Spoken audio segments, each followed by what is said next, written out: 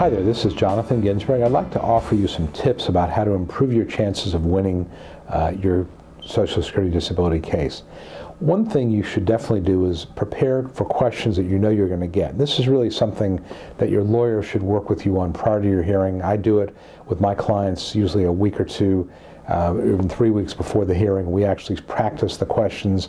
Usually I spend more time in the pre-hearing meeting than the actual hearing lasts, but I want my client to be prepared. And there are certain things you're always going to be asked. For example, if it's a physical case where there's a physical problem, you're always going to be asked, how long can you sit at one time?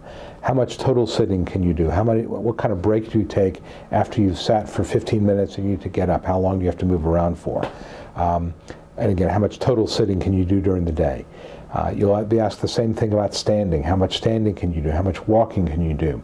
How much lifting? And don't say not very much. You want to say 5 pounds. I can lift maybe 5 pounds. A gallon of milk, which is 8 pounds, by the way, is even 8 pounds a gallon of milk is too heavy. You want to know how much you can lift frequently, how much you can lift occasionally. Problems with activities of daily living, getting dressed, bathing, preparing meals, taking care of personal needs. Those questions are always going to come up. What tasks do you do around your house? Do you do laundry? Do you do vacuuming? That sort of thing. Judges are going to want to know that. So prepare some answers for that with your lawyer.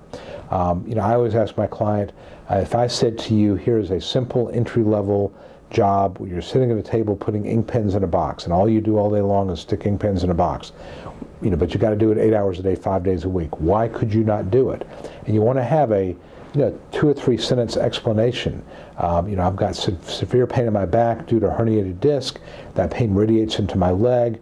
When the pain is at its worst, it's so severe I cannot concentrate or focus, and that happens at least 3 or 4 times a week. I immediately take pain medication, which just knocks me out and I have to go to sleep. That's a concise explanation of why you have a pain situation that you cannot work with.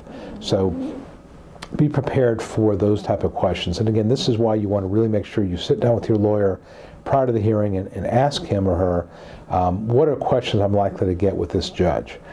So the more you know, the more you prepare, the better off you're going to be, and you don't find yourself thinking about these things at the hearing for the first time and kind of resorting to not very long or not very much, which doesn't really say anything. So that's my thought about preparing for questions you know you're going to get. If you do that, you greatly increase your chances at winning, especially if you work with your lawyer about framing your answers in such a way that will help your cause greatly. Again, my name is Jonathan Ginsberg. I hope this has been helpful, and until next time, I'll talk to you soon.